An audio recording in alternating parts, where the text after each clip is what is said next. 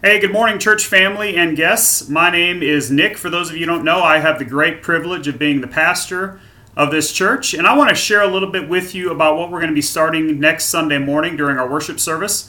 I'm going to be starting a sermon series through the last book in the Old Testament, Malachi, and we're going to be talking about the greatness of God. And really, as we go through this letter that's over 2,500 years old, or almost 2,500 years old, we're going to see that God's judgment to the nation of Israel back then in Malachi's time still applies to us today, a warning for us to respond to the great God that we have, the great God that we have the privilege of serving. And so next Sunday, specifically, we're going to talk about the amazing love that God has for us.